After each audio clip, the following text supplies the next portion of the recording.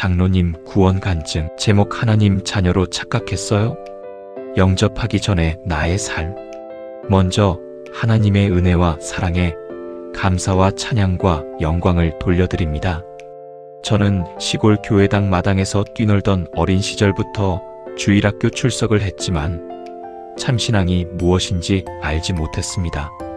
청년 시절엔 제 잘난 멋에 살았습니다. 어리석고 못된 사고방식 속에서 예수를 믿으려면 내 주먹을 믿지 하는 고집과 자만 가운데서 생활했습니다. 군 복무 중에는 사역하러 가는 게 싫어서 예수쟁이 집합하면 앞다퉈 뛰어나가 아무 의미도 없이 군인교회에 다녔습니다. 그것은 참다운 신앙생활과 거리가 먼 삶이었습니다. 사실 저희 집안은 제가 결혼하기 5년 전부터 교회에 다니기 시작했습니다. 그전에는 완전히 우상 숭배하던 가정이었습니다. 하나님의 진노의 대상이었던 가정이 하나님의 간섭과 인도로 교회에 다니기 시작했지만 그때까지만 해도 예수 그리스도는 저와 아무런 상관이 없었습니다. 결혼 후에도 가끔 예배 보러 교회에 출석은 했지만 그게 저에게는 별 의미가 없었습니다.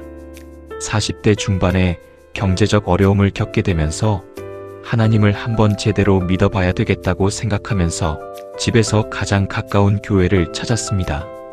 경제적인 파탄이 저로 하여금 하나님께 가까이 가야 되겠다는 마음을 갖게 한 것으로 생각됩니다. 그렇게 해서 찾은 교회가 침례 교회였습니다. 주일을 거의 빠지지 않고 교회에 다녔고 제 나름대로 열심히 주님을 섬긴다고 생각하면서 교회에 봉사했습니다. 그렇게 3년가량 지난 뒤 목사님과 신앙 상담을 했습니다. 목사님은 성경 구절을 여기저기 찾아가면서 여러 가지 저의 의문들을 이해시켜 주셨습니다. 그 구절 하나하나가 무슨 뜻인지 깊이 있게 알지는 못했지만 대체로 이해가 되는 내용이었기 때문에 아멘 아멘 하면서 받아들였습니다. 상담 후에는 목사님을 따라 영접 기도를 했습니다. 그러나 나중에 보니 그것은 예수를 아는 지식이었지 진정한 구원은 아니었습니다. 믿음이 무엇인지 정확히 알지 못하는 가운데 영접 기도를 마친 저에게 목사님께서 이제 형제님은 구원받았습니다 하시기에 그런 줄 알고 침례까지 받았습니다.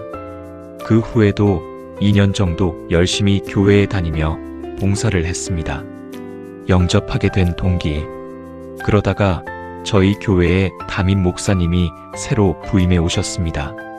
그때가 1993년 7월이었습니다. 담임 목사님은 부임 후 저의 신앙 상태를 계속 지켜보셨던 것 같습니다. 8개월가량 지난 후 목사님은 어느 날 저에게 청천벽력과도 같은 말씀을 하셨습니다. 집사님은 구원받은 것이 아닙니다. 주님을 영접한 사람의 삶이 아닙니다. 집사님이 영접 기도는 했지만 주님을 진실로 영접한 것은 아닙니다. 라고 하셨습니다. 저는 어안이 벙벙해지면서 묘한 느낌이 들었습니다.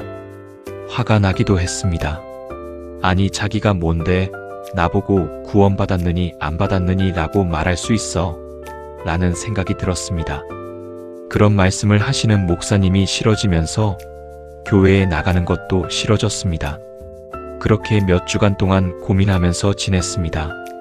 그러면서 한편으로는 저의 신앙생활을 진단해 보았습니다. 정말 내가 구원에 확신이 있다면 이런 삶이 아닐 텐데 왜 나는 이렇게 기쁨도 없고 변화도 없고 신앙생활이 힘들기만 할까 하는 생각이 들면서 제 자신이 구원받은 것이 아니라는 것이 마음 깊숙한 데에서부터 인정되기 시작했습니다.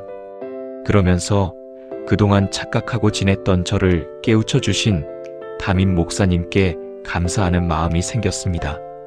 제 자신이 참으로 구원받은 것이 아님을 솔직히 시인하고 나니 갈급한 심령으로 제 마음이 변하면서 저의 구원 문제를 빨리 해결하고 싶은 마음이 들었습니다. 그런데 문제는 제가 죄인이라는 사실이 크게 실감이 안 났습니다. 내 죄 때문에 예수님이 십자가에 죽으셨다는데 도대체 내가 무슨 죄를 그렇게 많이 지었단 말인가? 사람이 살면서 나 정도도 죄를 안 지은 사람이 세상에 몇 명이나 되겠냐? 라는 생각이 들었습니다. 그러면서도 제 자신이 무슨 죄를 지었는지 생각해 보기 시작했습니다.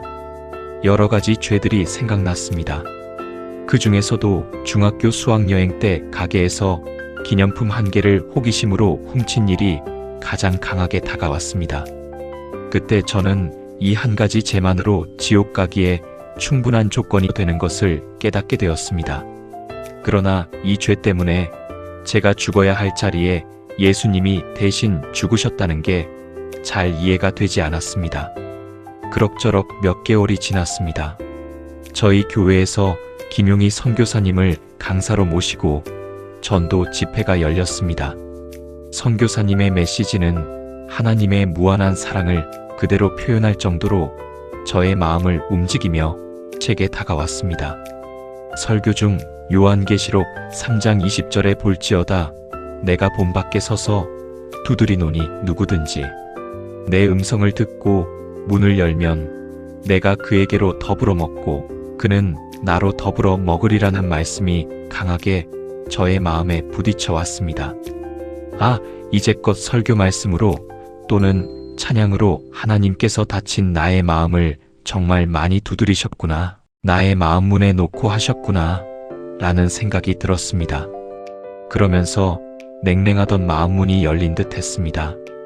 그때 구원받기 원하시는 분은 조용히 오른손을 들어 표현해 주시겠습니까? 하시는 초청의 음성이 들려왔습니다. 저는 두 손을 번쩍 들고 제가 참으로 추한 죄인임을 고백하게 되었습니다. 그때 정말 예수님이 저의 죄 때문에 십자가에 못 박혀 죄 대신 죽어주신 것이 마음으로 믿어졌습니다. 영접한 후 일어난 변화. 이런 사실을 깨닫게 되고 또 믿게 되니까 속이 후련해지면서 이젠 누가 뭐래도 하늘나라에 갈 수 있겠구나 하는 마음이 생겼습니다. 제 자신의 구원 확신을 담대하게 증거하며 남에게 설명할 수도 있을 것 같이 자신이 생겼습니다. 어찌나 감사한지 뛸 듯이 기뻤습니다. 믿어지는 기쁨의 체험이 있었습니다. 이때부터 성경 말씀이 이해가 되어지고 복음 찬송이 나의 간증이 되었습니다. 왜 진작 깨닫지 못했던가 하는 생각도 들었습니다. 뒤돌아보니 저의 죄가 죄임을 깨닫지 못하고 인정하지도 못했던 것, 지옥이 엄청난 고통의 장소라는 사실도 제대로 모르는 영적 무지 때문에 구원의 갈급함과 필요성을 느끼지 못했고 따라서 구원이 늦어지며 종교 생활이 오랫동안 지속되었던 것을 생각하니 너무나 안타깝고 후회가 되었습니다. 지옥에서 고통 중에 물 한 방울로 내 혀끝이라도 서늘하게 해달라는 부자의 애원과 간구도 허용되지 않는 누가복음 16장 그런 끔찍한 지옥에서 저를 구원해 주신 우리 주님께 다시 한번 감사와 영광과 찬양과 영광을 돌려드립니다. 또한 제가 하나님 자녀라고 착각하고 있을 때 저의 영적 무지를 깨우쳐 주신 담임 목사님과 복음을 들려주신 김용희 선교사님께 감사를 드립니다. 구원의 확신을 갖고 교회 장로가 된 지금까지 저의 고집스럽고 미련함으로 늦게 예수님을 영접했던 경험을 토대로 교회를 다니고 있으나 구원의 확신이 없는 성도들에게 또는 믿지 않는 사람들에게 확실한 구원의 확신을 전하며 열심히 섬기고 있습니다. 십자가의 도가 멸망하는 자들에게는 미련하게 보이나 구원을 얻는 우리에게는 하나님의 영광이 하나님의 능력이 됨이라. 고린도전서 1장 18절 20절. 고집스런 저를 향해 끝까지 참으시고 기다려주시면서 십자가의 사랑으로 구원해 주신 하나님의 사랑을 감사드립니다. 지금까지 저를 인도하신 주님께 모든 영광을 주님께 돌립니다. 할렐루야.